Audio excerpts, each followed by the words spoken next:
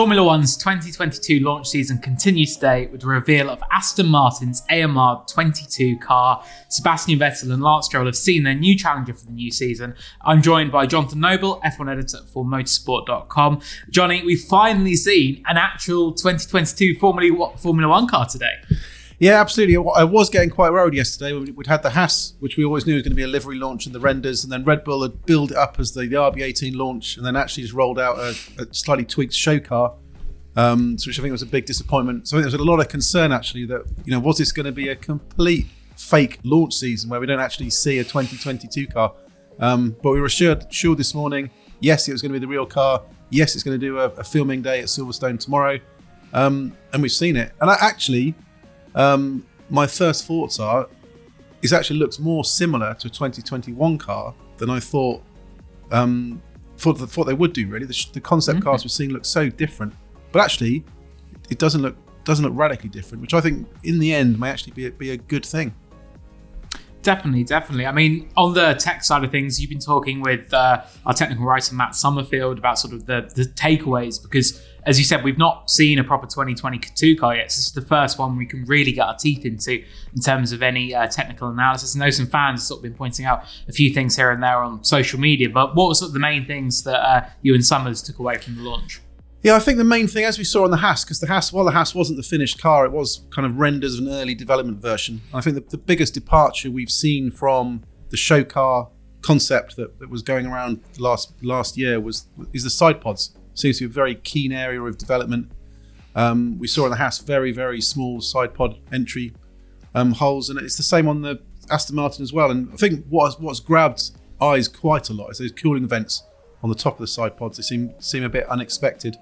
Matt thinks it's just a way to boost cooling and allows them to close off the holes at the back end of the car, so the whole Coke bottle region at the rear can be really, really compressed and really, really tight. I think teams are just wanting to maximise the airflow under the car, maximise the airflow around the rear of the car, and this will be their solution. Whether it's something that other teams will adopt, whether Aston Martin have done something unique, we won't know yet. We may not even know till testing or the first race. So as Andrew Green, their technical director, said today, these are scary times because they've worked on these concepts, they think they work, but can be blown apart in 24 hours when McLaren unveils something completely different. Yeah, it'd be really interesting. I think it's really cool this time of year because everyone with such a blank sheet for the regulations, they don't know quite where they're going to be in the pecking order.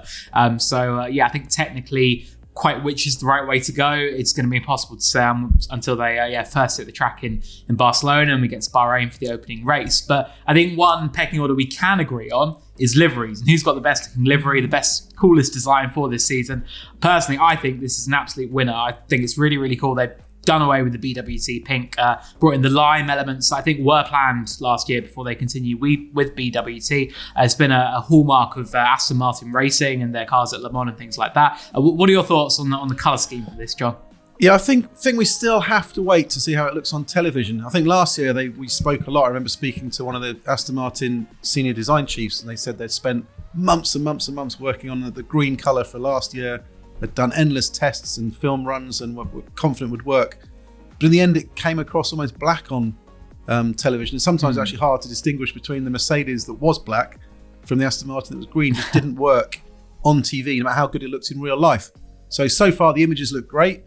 I think it looked okay at the launch, but that's under artificial lighting. So let's wait till we get to Barcelona just to see what it looks like. But as a first step, it does look good.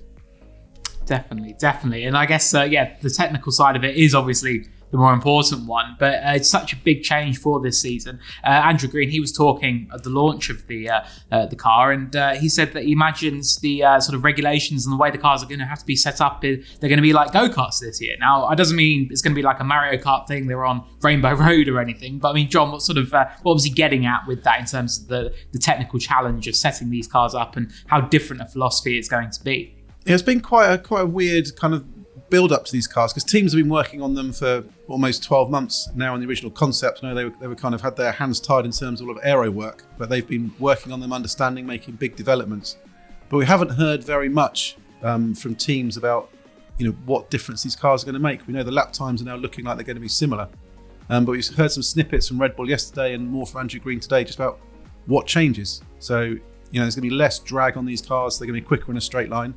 The downforce is going to come out, but the ground effect is going to deliver cars that are, lose less speed in the high speed corners and perhaps lose more in the low speed corners. But for the ground effect to work, as happened in the early 80s when we had proper ground effect cars, the cars have to be really, really low to the ground to maximize the effect of the air going through the Venturi tunnels. And to keep them low to the ground, you're going to need the suspension to be really, really stiff. So what you don't want is the car kind of bouncing up and down and floating over the curbs. So stiff cars is going to go back to what we had in the early 80s, which, punishing for the drivers. But it's in fact what you have in a go-kart. So zero suspension. So, the days of this kind of recent generation of cars, which were beautifully with their suspension systems, beautifully able to ride curbs and bounce around. Now, super stiff, will be smashing over the curbs. Drivers won't particularly like it very much. And there will be that kind of go-kart feel where they perhaps snap away a bit more. They aren't as kind of compliant when they get out of shape. So I think we could see, a very quick kind of adaptation process for the drivers in terms of a new way to approach these drivers. And maybe we'll see some drivers get on better with these cars than they did recent versions. Yeah, it's definitely going to be a new challenge for Sebastian Vettel and Lance Stroll, the drivers for Aston Martin. We had a chance to speak to both of them this afternoon. John, you spoke to Seb, and he said that he reckons this year will be the true test for Aston Martin. Lawrence Stroll's been quite clear in his 5-year plan. We heard that many times throughout the launch, and the ambition to get Aston Martin to the front and make it a title-winning team. But Seb reckons this is going to be a good sort of test to see where they are now in terms of that trajectory going forwards. Absolutely. We've not really seen the potential of this team under what's called Team Silverstone. Trace it back to Jordan, then Midland, and Force India and Racing Point. It was always a team that was kind of this lean, mean fighting machine, was able to punch above its weight, really strong team spirit, and that gave it its strengths. I said to Seb, this was what Team Silverstone was. Now it's expanding, getting bigger, more management processes, more management, bigger structure, new team bosses. Is there a danger of it moving away from that? And he said he hopes it doesn't become a fat and nice team. He says there will be some disruption. New management will take time. It's a bit of a shake-up, bit of a hiccup, he said. But what he wants to see is the progress the team makes this year. Last year, they realised early on in the campaign that car had been hurt too much by the regulation change, so stopped development. So we couldn't see the work that team was doing, and if it had improved over what it was in its previous guys. So this year, it will be about development. It'll be about bringing performance to a car. It'll be about pushing on forwards, whether that's maintaining an edge at the front, recovering from being bad, or just pushing on in the midfield. So this is why he says this will be a true test, because how that team performs this year will show whether it's lost any of the lean and mean strengths it had in the past, or if it's actually a better team now because it's bigger, has more resources, more staff on board to push it forwards, and can actually make the marches it needs to get to the front of the grid. And the resources are really starting to come into play now as well. We know they're working on a new factory. Lawrence Stroll said it's going to be one of the most high-tech factories in Formula One. They want that up and running. Also, I believe by the end of the year, there's obviously a new wind tunnel as well that they're going to get into place. So they really are pouring a lot into this. You mentioned the team boss change as well. Omar Safna, he's left as team principal. Mike Crack, who was the BMW Motorsport boss, he's now come in to serve that role. So yeah, definitely some big changes at Aston Martin. I think it is going to be a pretty big year for the team. A couple of other talking points that came from the event. Seb, he has this tradition, obviously, of naming his car, and it's always, I think, on the eve of the first race that will come up with the name. When he was at Red Bull, it was names such as, I think he had Kate's dirty sister, Mandy as well at one point, I want to say. Ferrari, there was a very Italian flavour to it. And then he came to Aston Martin. Obviously, it had to be a Bond girl's name. So last year was Honey Rider. John, what did he have to say about any plans for his car name in 2022? Yeah, he actually said he woken up this morning having not thought about it at all, so it hadn't crossed his mind. But I think inevitably, as has become a bit of a trademark for Seb in Formula One, he's been asked endless times today. So I know he was asked today at his media conference with us, he was asked about it. Then in the actual launch itself, there was a fan question, and I think the first fan question was, what are you going to call this car?